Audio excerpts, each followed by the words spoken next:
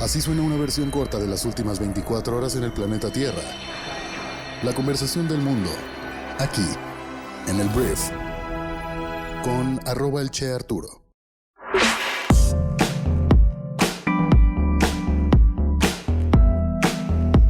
Muy buenos días, bienvenidas, bienvenidos a esto que es el Brief para este miércoles 3 de mayo. Yo soy Arturo Salazar, soy tu anfitrión y uno de los fundadores de Briefy, y en este podcast vas a informarte con un resumen de las noticias que debes conocer el día de hoy para ser una persona bien informada. Este podcast es traído a ti precisamente por Briefy, que es nuestra plataforma educativa, nuestra app que le ayuda a los líderes de negocios de todas las edades a mejorar sus habilidades de management invirtiendo 15 minutos al día. Te invito a que la descargues si quieres estarte capacitando continuamente y la pruebes totalmente gratis durante 14 días. Muchísimas gracias por estar aquí y vamos a comenzar con esto que es el Brief. Arranquemos hablando de México y lo primero que voy a decirte es que la Alianza Va por México, que está conformada por el PAN, el PRI y el PRD, que hoy en día pues suponen una oposición que no ha sido la verdad muy eficiente en contra de Morena y sus aliados, anunciaron el día de ayer que en 2024 no solamente van a ir juntos en alianza para la presidencia de México o a competir por la presidencia de México, sino también lo harán por el gobierno de la Ciudad de México. La Ciudad de México históricamente, o por lo menos desde hace tal vez 4 periodos, ha sido dominada por personas allegadas al presidente Andrés Manuel López Obrador. Primero fue él el jefe de gobierno, me parece que después vino Marcelo Ebrard, Miguel Ángel Mancera y ahora Claudia Sheinbaum. Y pues históricamente, te digo, está en ese grupo de poder el gobierno de la capital de nuestro país.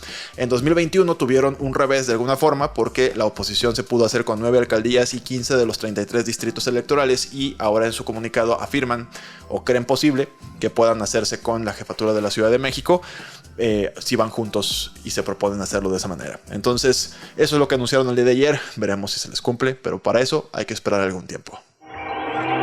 Y hablando de movimientos electorales, vamos a hablar de la señora Marta Delgado, que era hasta el día de ayer la subsecretaria para Asuntos Multilaterales y Derechos Humanos de la Secretaría de Relaciones Exteriores, que renunció a su cargo el día de ayer porque va a apoyar al canciller Marcelo Ebrard pues para ser presidente de México.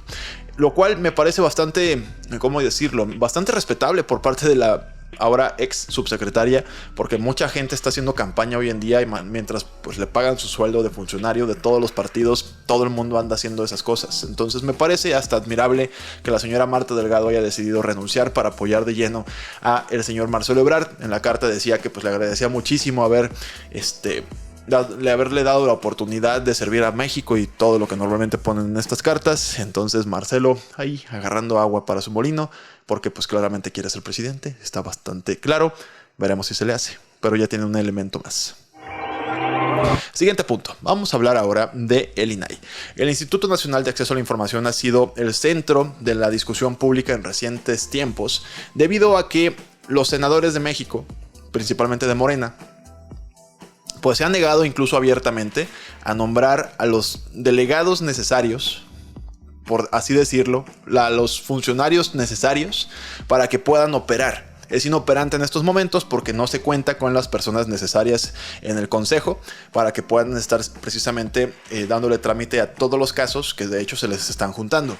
Y esto, te digo, ha sido un tema muy muy polémico, en el que incluso el presidente de México ha dicho que el INAI pues que no sirve para nada, que es un nido de corruptos. Aunque irónicamente, cuando revisas, y ayer lo chequé este documento en un hilo en Twitter que estaba viendo, pues hay documentos como el plan de gobierno de AMLO, e incluso libros que citan, o sea, como pues fuente de lo que están diciendo en esos documentos que están a nombre del presidente de México, están citando al INAI como la fuente de la información que están recabando y exponiendo en sus textos. Entonces, de algo debe servir si el presidente lo citó en un libro. Entonces, bueno, aquí el chiste no es quemar a AMLO, solamente pues eso es un poquito incoherente con el discurso que hoy tiene. Entonces, ¿qué está ocurriendo?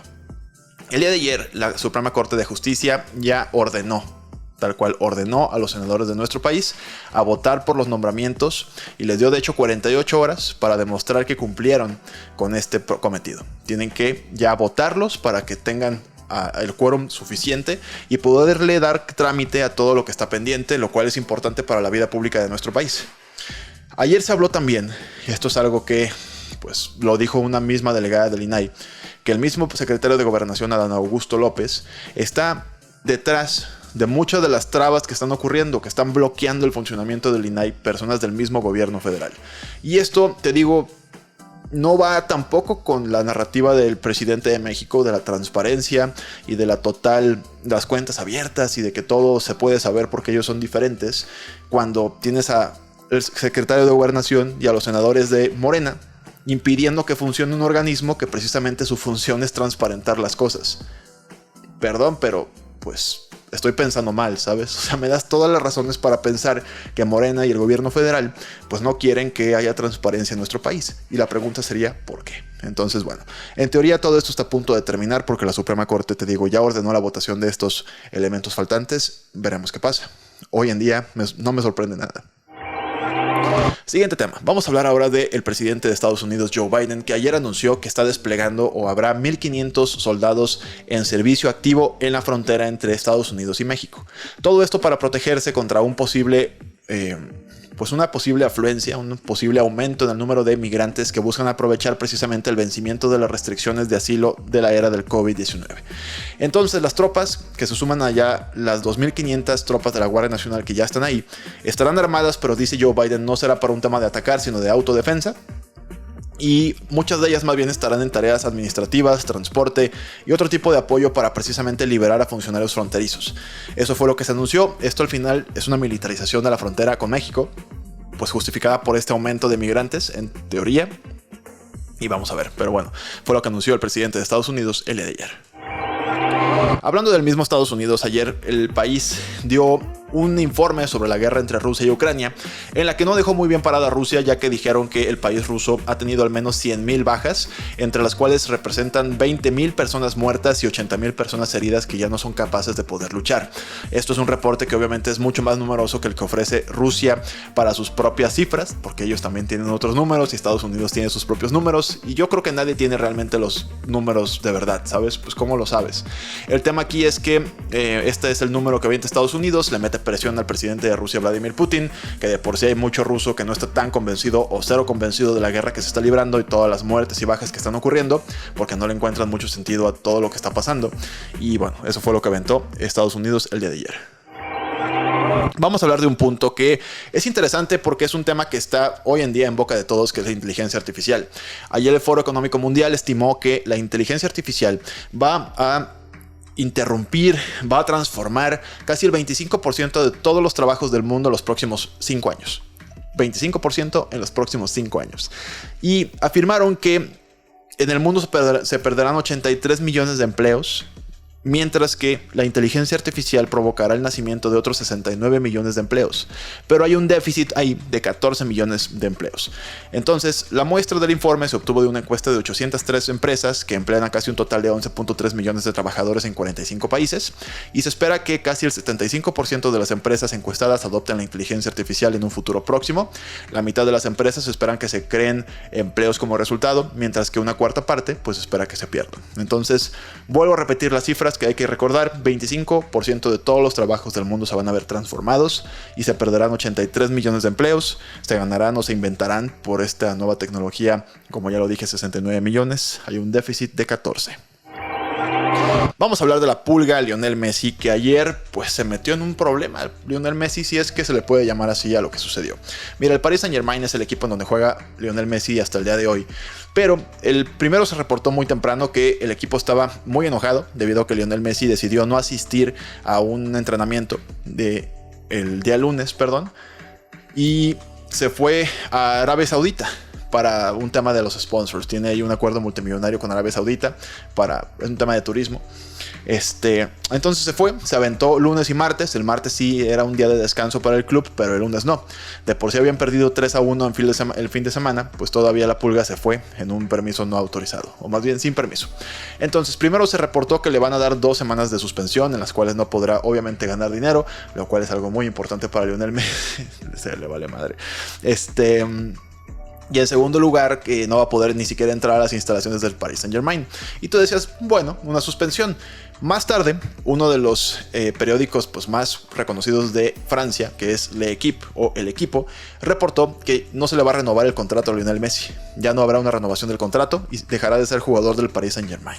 Esto hay quien podría decir que le escalaron mucho, pero ya la relación entre Lionel y el club al parecer estaba muy tensa, incluso con los aficionados hay algunos que ya lo abuchean.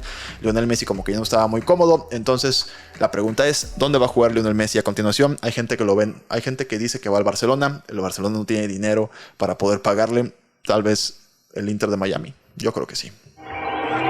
Vamos a hablar de una obra de arte que pues, ha sido muy polémica porque ha hecho la pregunta de qué es el arte. No sé si recuerdes una pieza de arte que consiste en un plátano pegado en una pared con cinta. Que hace algunos, tal vez, no sé si ya fueron años, resultó ser que en Los Ángeles alguien agarró esa banana, la despegó y se la comió. Y fue pues obviamente noticia internacional porque esa exposición de arte, que es, aquí tengo el nombre del artista, se llama, ¿dónde está? Aquí está. No es cierto. Mauricio Catalán se llama el artista. Esa exposición de arte de Mauricio Catalán cuesta $120,000. Ese plátano que es de verdad, que se va a echar a perder en esa cinta, cuesta $120,000. Entonces la noticia realmente es que esto volvió a pasar. Volvió a pasar, pero ahora en un museo de arte en Seúl, esto en Corea del Sur, en el que un estudiante universitario tal cual llegó, tomó el plátano, se lo comió y pues a partir de ahí lo detuvieron porque pues es un poquito raro decirte, oye, pues te acabas de comer una obra de $120,000, pero al mismo tiempo es un plátano pegado en la pared, que pareciera ser para muchas personas que el artista lo único que hace es provocar a las personas para que se lo coman. Entonces no estoy muy seguro en qué acabó el tema de Los Ángeles y en Corea del Sur no sé si este hombre tendrá que pagar $120,000 por este banano, pero si sí, pues salió carísimo esta fuente de potasio. Ahora, vamos a hablar del tema que ayer a mí me alarmó mucho este estudio y te lo quiero compartir rápidamente porque pues es muy muy extenso. Mira, después de que la pandemia del COVID-19 parece estar un poquito llegando a su final, sobre todo cuando ya tienes un Estados Unidos que declara que ya no van a pedir las vacunas y que pues ya dan como medio por terminado toda la situación, uno se podría preguntar, a ver, ¿esto podría volver a pasar? Y hay diferentes científicos que ya lo están diciendo, ya están afirmando que sí, las pandemias podrían volver a suceder en nuestro mundo, porque ya ocurrieron una vez. Y tristemente nuestro mundo tampoco se está preparando para un posible caso de otra pandemia. Entonces, un estudio que fue publicado en el diario The Independent, en el que diferentes científicos muy reconocidos del Reino Unido hablaron del tema, pues precisamente están hablando de que el mundo apenas se está recuperando en un nivel económico y todavía no estamos pensando en cómo podríamos prevenir que esto nos vuelva a pasar. Entonces, no se está construyendo la infraestructura necesaria, tampoco se está invirtiendo en personas mayor capacitadas y tampoco tenemos una modificación de la política, por ejemplo, para permitir una preparación adecuada para una pandemia, otra pandemia. Porque esto podría volver a ocurrir y hay quien dice que va a volver a ocurrir. Esperamos que en muchos años. Que no nos toque, ¿sabes? Entonces, bueno, la noticia es esa. Vendrán más pandemias, no estamos preparados. Y si tú eres una persona, porque la verdad, gracias a todos ustedes, ya nos escucha mucha gente en este podcast. Si tú eres una persona que tiene la capacidad de empezar a mover políticas públicas para que esto suceda, o en tu empresa puedes empezar a planear qué pasaría si otra pandemia llegara, te recomiendo que empujes la medida porque si nos vuelve a pegar, nos va a pegar igual porque hasta ahorita no estamos haciendo nada diferente. Entonces, esa era la noticia sobre la pandemia y bueno, espero que te prepares. Antes de irme, quiero hacerte mi recomendación del día en Briefy, nuestra plataforma educativa para líderes de negocios. Y es un artículo que se llama ¿Cómo las medianas empresas pueden impulsar la transformación digital? Cuando se habla de transformación digital, que es la digitalización, automatización de procesos, que hoy en día cada vez más se va adoptando, sobre todo en empresas muy grandes, mucha gente dice, bueno, yo tengo una empresa mediana, ¿cómo le hago? ¿Sabes cómo le hago para meterme a este mundo que de repente no sé cómo, o tal vez creo que es muy caro? Este artículo que puedes leer o escuchar en 7 minutos te explica precisamente cómo le puedes hacer para entrarle a la inteligencia artificial, cómo puedes hacer para entrarle a la automatización de procesos en tu empresa a pesar de que no tengas todo el dinero del mundo. Puedes empezar con algo. Y es la verdad un artículo muy interesante.